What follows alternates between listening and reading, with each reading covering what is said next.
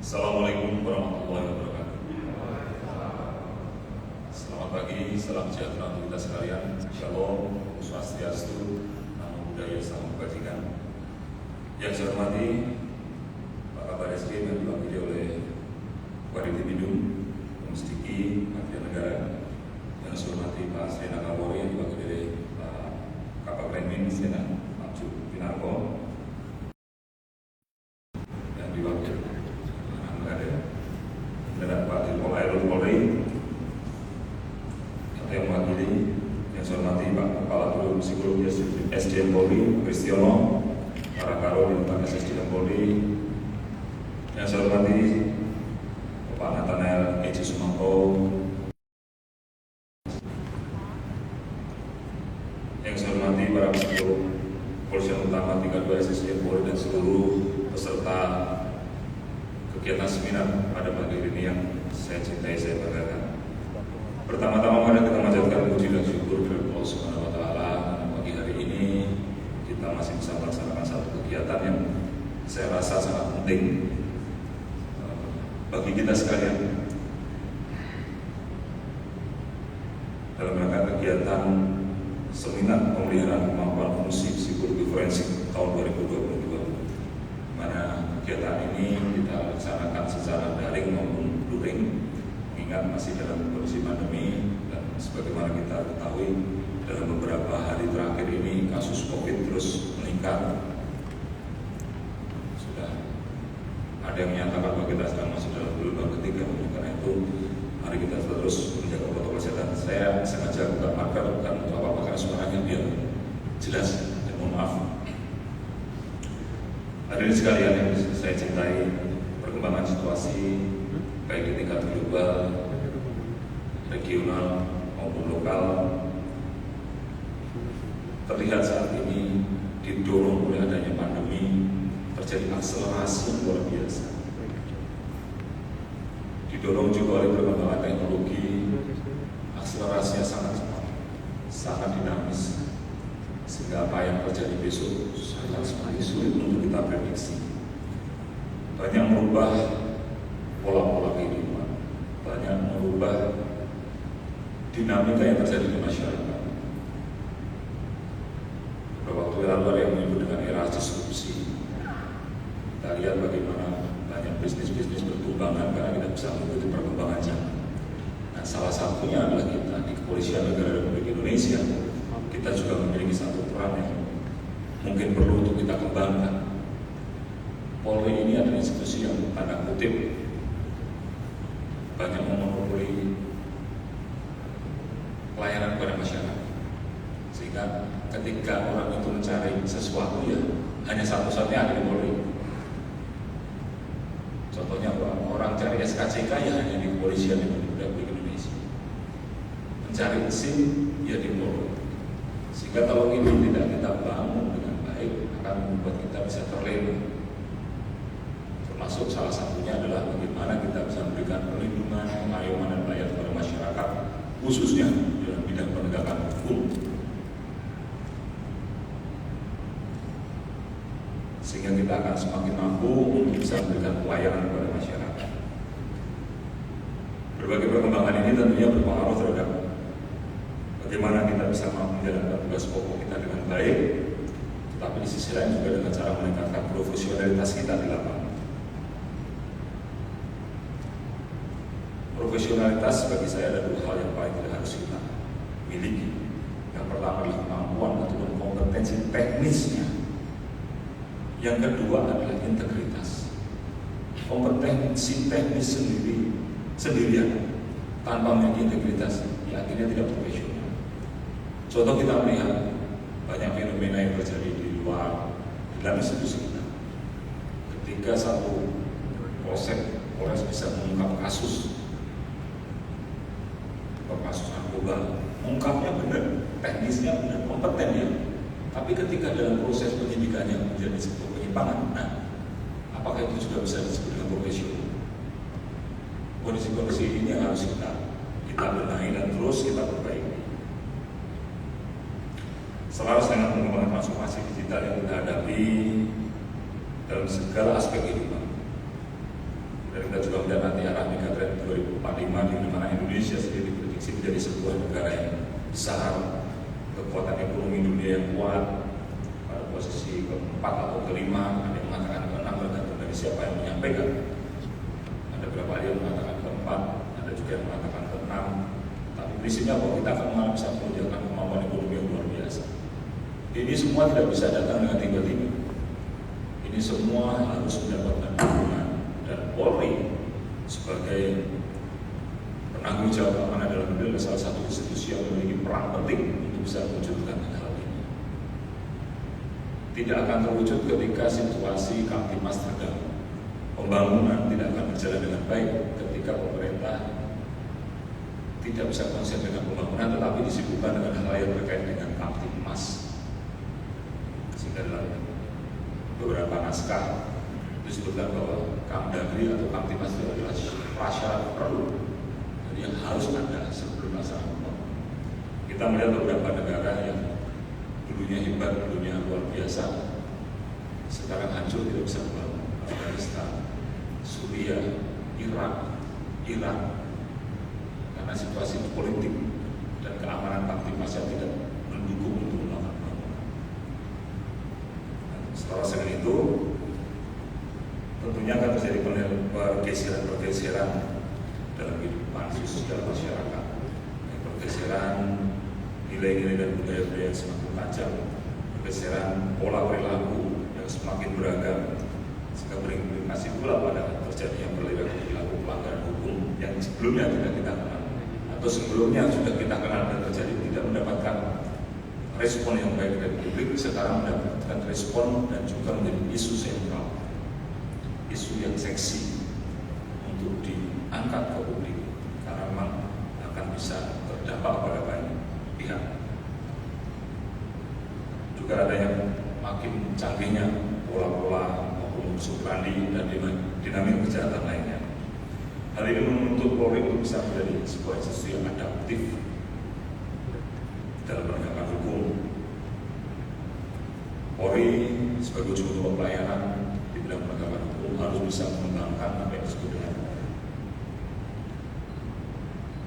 criminal scientific crime investigation. Jadi ke depan nanti yang kita lakukan adalah penyidikan yang berbasis pada scientific.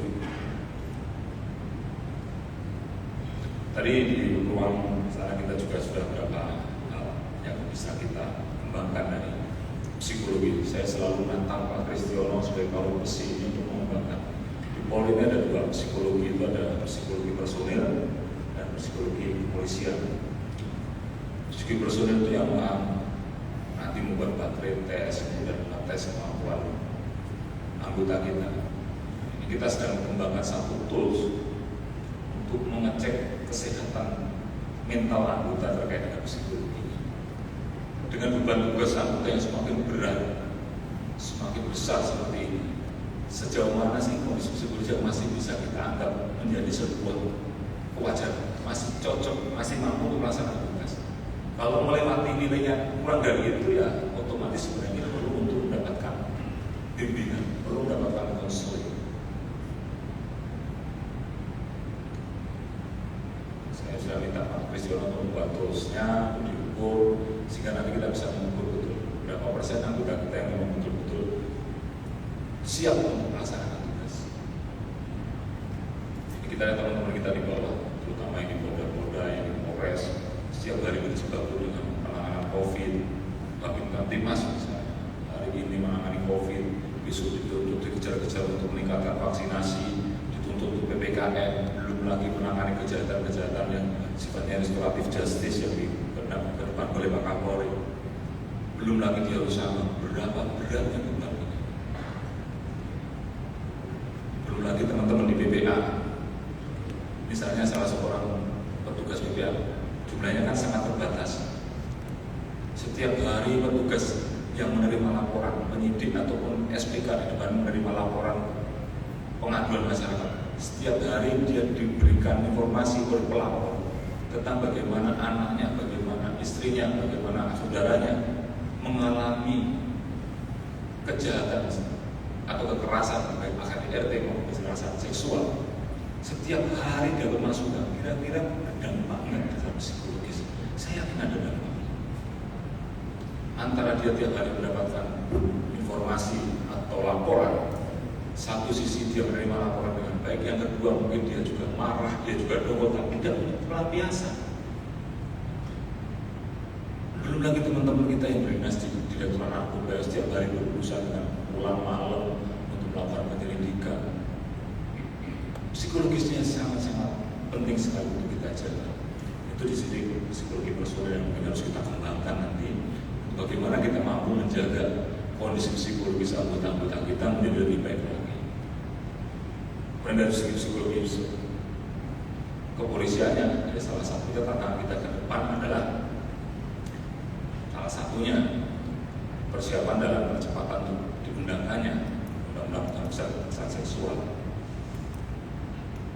Karena di situ nanti ada polisi itu juga melakukan pencegahan, perlindungan, dan penanganan. Pencegahannya bagaimana kita bisa mencegah kalau kita tidak mengetahui dan tidak memahami pola-pola kejahatan kekerasan seksual maupun KDRT. Bagaimana kita bisa memberikan intervensi ketika kita tidak memahami siapa yang rentan menjadi korban, tempat-tempat apa yang rentan terjadi dari kondisi seperti ini. Ini semua membutuhkan sebuah survei, sebuah penelitian, dan sebuah kajian. Saya tadi sempat bicara dengan Pak Diki, ya memang PPA ini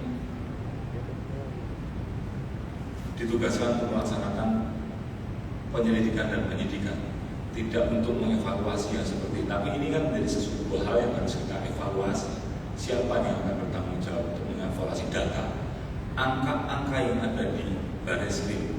Misalnya dalam 1 tahun terjadi sekian banyak kasus kekerasan seksual, terdiri dari apa saja, siapa saja pelaku ini. Kalau hanya sekedar angka-angka ini tidak boleh, harus ada yang mengevaluasi, membuat interpretasi dari angka-angka ini untuk bisa kita lakukan intervensi-intervensi atau langkah-langkah supaya ke depan bisa kita lakukan pencegahan. Belum lagi nanti trauma healingnya, belum lagi dalam proses penyidikan yang nantinya akan melibatkan para psikolog forensik. Nah, sekarang dengan adanya scientific crime investigation ini tentunya membutuhkan ahli-ahli forensik. Dari Pak Akademi dan Akademi di UI sekarang sudah mulai pembidangan yang kecil-kecil. Ada sekarang itu psikologi lalu lintas, kan nggak masuk dalam program kita. Mungkin yang polisi nggak tahu. Tapi ini satu kajian yang menarik. Kenapa? Kalau kita lihat berapa banyak perilaku pengendara kita yang nggak disiplin. Padahal polisi nggak kurang-kurang menyampaikan operasi zebra, operasi patuh, operasi simpatik itu sudah dari tahun berapa. Dan tujuannya selalu sama, meningkatkan kesadaran masyarakat terhadap tertib lalu lintas supaya terciptanya kami tertib lantas. Ini sudah bertahun-tahun berapa anggaran yang bisa dikelola, tapi masyarakat apakah sudah disiplin? Belum. Ini yang fenomena juga menjadi sebuah kajian yang menarik bisa kita teliti. Belum lagi perilaku sopir yang ugal-ugalan. Ya, seperti kemarin kejadian di Kalimantan Timur itu sebagai sebuah kasus yang sebenarnya bisa juga menjadi salah satu contoh bagi kita untuk kita lakukan penelitian. Kenapa kok bisa terjadi seperti itu? Bukan hanya dari sisi kendaraannya, dari sisi jalan, tapi dari sisi manusianya. Karena sebagian besar kecelakaan yang terjadi itu karena sisi manusia. Nah, ketika sisi manusianya betul-betul bisa kita evaluasi dari sisi psikologisnya, kesehatannya, dan lain-lain, ini mungkin akan bisa membantu ketika nanti orang mau cari SIM itu yang seperti apa. Toolsnya psikologi untuk ujian SIM itu yang seperti apa. Jadi kan berkait. Kondisi-kondisi seperti ini akan terus kita kembangkan, termasuk nanti dalam penanganan ke depan nanti undang-undang PKS itu salah satunya mensyaratkan penyidik, penuntut umum, dan juga hakim itu harus memiliki sertifikasi yang sudah memiliki pelatihan, sertifikasi pelatihan tentang kejahatan perempuan dan anak. Nah, kita ada 450 sekian Polres, ada 460 Polres, 34 Polda, habis Polri sendiri. Kalau hanya mengandalkan Dikjur atau Dikbang Space yang dilakukan menggunakan anggaran ini pasti nggak akan tercapai. Ini membutuhkan satu inovasi atau terobosan supaya apa yang kita lakukan nanti legitimit juga. Secara aspek legalitasnya betul-betul bisa terpenuhi, tapi juga apa yang kita lakukan betul-betul memenuhi persyaratan untuk peraturan formal ya. Di satu sisi hari ini yang kita lakukan adalah salah satunya untuk paling tidak memberikan pengenalan baru bahwa nanti dari kita harus selalu mengupgrade sinergisitas kita baik dengan penuntut umum juga dengan pengadilan supaya ada kesamaan visi, kesamaan persepsi terhadap sebuah konstruksi sebuah kasus atau penanganan yang lain. Kalau salah satu pihak ini tidak mendapatkan pemahaman atau pemahaman yang berbeda, nanti di dalam prosesnya pasti juga akan bersambung-sambung. Karena itu perlu ada kesamaan, termasuk kita tentunya nanti Kris Dono sudah saya minta untuk menggandeng teman-teman akademisi di Polda-Polda kan kita sudah punya MOU dengan beberapa universitas, masing-masing Polda saya rasa sudah ada di SDM ini dalam yang dikembangkan di Jakdiklat, di Kermadiklat kita sudah ada. Nah ini tolong di Polda-Polda jangan hanya MOU menjadi sebuah kertas yang ditandatangani tapi tanpa ada turunannya. Tolong betul-betul kita tingkatkan kemampuan kita. Salah satu yang adalah rangka meningkatkan kemampuan kita adalah psikologi kepolisian. Banyak hal yang bisa kita lihat, banyak kasus-kasus yang terjadi di masyarakat. Polisi ini merupakan sebuah laboratorium lapangan yang luar biasa. Masalahnya adalah mau nggak kita menjadikan laboratorium ini menjadi laboratorium yang hidup, menjadi laboratorium yang bisa betul-betul bisa kita manfaatkan untuk memajukan masyarakat kita. Dulu ada fenomena geng gede, ada fenomena geng motor yang sederhana saja. Kenapa ada anak-anak punk di pinggir-pinggir jalan? Mereka hidupnya maunya seenaknya sendiri, tidak mau diatur dengan norma-norma. Mereka punya subkultur sendiri di dalamnya.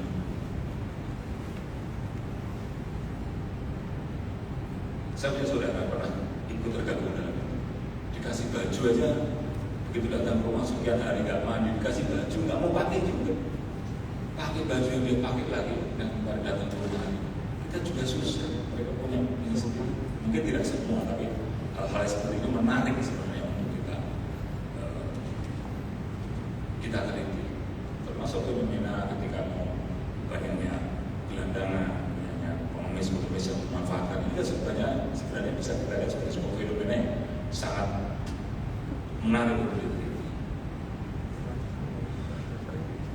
Hadirin sekalian dan peserta yang saya hormati, Polri telah melalui Bapak Kapolri mengambil satu kebijakan dalam program transformasi menuju Polri yang presisi, di mana salah satunya adalah melaksanakan transformasi organisasi dan SDM mendapatkan peran untuk meningkatkan sumber daya manusia, kualitas sumber daya manusia dalam era masyarakat 4.0 yang harus kita kedepankan, sehingga kita harus mampu meningkatkan pelayanan-pelayanan kita, meningkatkan kualitas sumber daya manusia kita.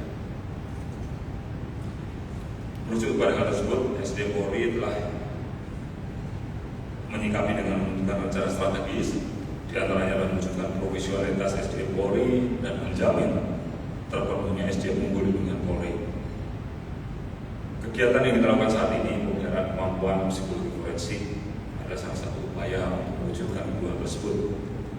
Saya yakin bahwa fungsi psikologi Polri memiliki peran yang penting dalam mendukung tugas-tugas operasional saat ini maupun di masa yang akan datang, khususnya dalam bidang penegakan hukum yang harus dilaksanakan secara bersama-sama mulai dari proses penyidikan sampai proses penuntutan dan pengambilan vonis pada sidang peradilan, sehingga perlu adanya hal yang bersifat koordinatif, kerjasama maupun sinergisitas dengan aparat penegak hukum lainnya.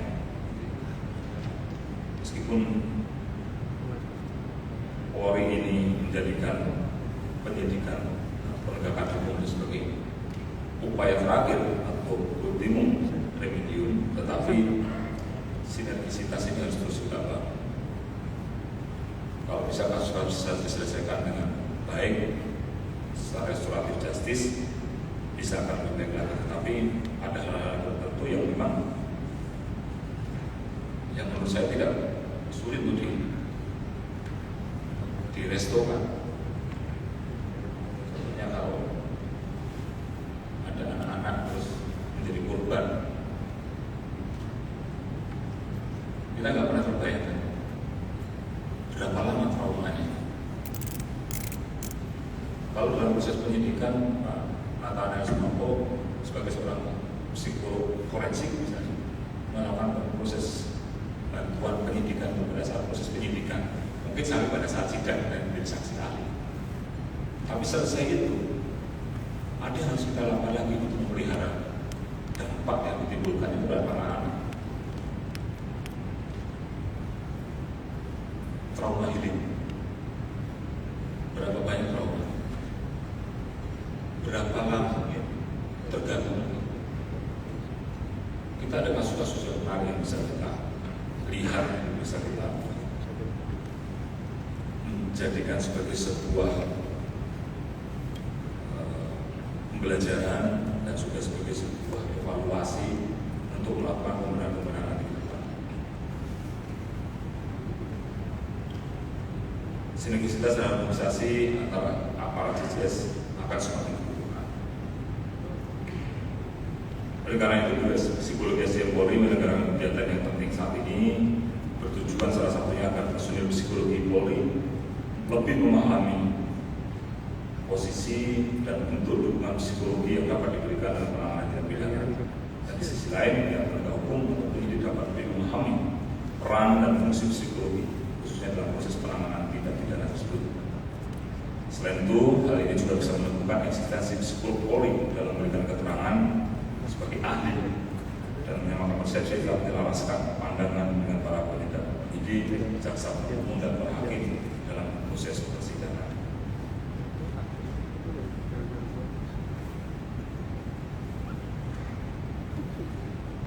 Bapak Ibu sekalian, ini saya tidak akan panjang-panjang. Hari ini kita akan mendapatkan materi dari beberapa pihak, baik dari Hakim Agung, kemudian dari Kejaksaan, kemudian salah satu yang dari Pak Nathanael yang akan memberikan masukan-masukan bagaimana kita bisa memanfaatkan psikologi forensik ini menjadi lebih baik lagi. Karena ke depan scientific crime investigation tetap akan menjadi sebuah pembunuhan kita ke depan. Tadi beliau sudah menyampaikan nanti kita sudah mengenal ada yang disebut dengan forensik accounting, ada yang kita kedokteran forensik, macam-macam. Nah, sekarang kita juga memiliki psikologi forensik. Memang isu kekerasan terhadap perempuan dan anak ini menjadi isu yang sensitif di luar sana, sehingga ketika kita tidak bisa menanggapi ini dengan baik, akan menjadi sebuah isu yang bisa diangkat untuk mendegradasi korban. Kita sudah melakukan berbagai langkah beberapa waktu lalu. Kita juga sudah melakukan di sini juga peer counseling, karena kalau kita memenuhi seluruh Polres ini memiliki psikolog berat sekali, jumlahnya terlalu berat. Dokter kalau seluruh Polres punya satu saja sudah berapa ratus dokter yang kita harus siapkan. Oleh karena itu, peer counseling nanti Pak Chris dilanjutkan, kita kerjasama dengan ICTEP, mungkin di Manado ya nanti akan dilaksanakan di Manado untuk latihan yang kedua. Kegiatan counseling juga dan juga kerjasama lainnya harus terus kita tingkatkan. Dan saya minta para psikolog Polri ini menjadi sebuah tantangan, menjadi sebuah challenge buat kita semua untuk bisa mewujudkan psikologi Polri yang lebih baik lagi, yang lebih hebat lagi. Dan saya yakin kita mampu. Kita tidak usah meminta, tetapi kita tunjukkan dengan bukti, kita tunjukkan bahwa memang organisasi itu ke depan akan semakin banyak. Apalagi dalam kondisi pandemi sekarang ini, kita sudah melaksanakan beberapa kegiatan yang luar biasa. Dukungan psikologi sosial yang terus kita lakukan. Kemudian ketika terjadi bencana juga kita terus turun ke bawah, melakukan trauma healing kepada korban-korban bencana. Dan Indonesia sebagai salah satu wilayah yang rawan bencana karena kita berada dalam ring of fire, perlu untuk terus mengembangkan hal ini. Ini bisa menjadi sebuah model nanti bagaimana kita mengembangkan psikologi kita ini, hidup psikologi kita ini menjadi ranah. Kita tidak usah berbicara strukturnya nanti seperti apa, tidak, tapi tunjukkan dulu perannya, tunjukkan dulu bahwa masyarakat membutuhkan kita, bahwa Polri membutuhkan kita, sehingga nanti pada masanya dengan sendirinya kalau ini dibutuhkan akan bisa kita kembangkan menjadi lebih baik lagi. Sebelum mengakhiri sambutan ini, saya berharap rekan-rekan sekalian dapat memetik manfaat, mengikuti dengan baik, manfaatkan pengetahuan dari para narasumber yang hadir dalam kegiatan ini untuk meningkatkan kapasitas atau kompetensi yang rekan-rekan miliki untuk dapat dikembangkan. Jangan berhenti di sini, nanti ke bawah juga terus dikembangkan dalam rangka kemajuan organisasi dan juga masyarakat. Selanjutnya lakukan kegiatan ini nanti yang di daerah-daerah juga menjadi sebuah piloting atau tadi istilahnya TOT yang ke depan nanti juga harus terus dikembangkan sehingga secara snowballing system semakin lama semakin banyak anggota kita yang memiliki kemampuan ini. Pada kesempatan yang baik ini saya mengucapkan terima kasih kepada narasumber atas kesediaannya memberikan pembekalan pengetahuan kepada para peserta, baik juga dengan pengetahuan, pengalaman, atau keterampilan tentang bagaimana fungsi psikologi forensik dan juga bagaimana kita bisa memajukan fungsi psikologi forensik ini ke depan. Terakhir saya ucapkan terima kasih pada para guru psikologi, Asesor Polri dan seluruh staf dan seluruh panitia serta semua pihak yang telah merencanakan dan mempersiapkan kegiatan ini berjalan dengan baik. Selanjutnya dengan mengucapkan Bismillahirrahmanirrahim, kegiatan pemeliharaan kemampuan fungsi psikologi forensik tahun 2022 hari ini Rabu tanggal 2 Februari 2022 pukul 8.44 secara resmi saya nyatakan buka. Demikian sambutan saya, semoga Allah Subhanahu wa taala kembali membahas senantiasa memberikan perlindungan, petunjuk dan kekuatan kepada kita sekalian dalam memberikan pengabdian terbaik kepada masyarakat, bangsa dan negara. Terima kasih.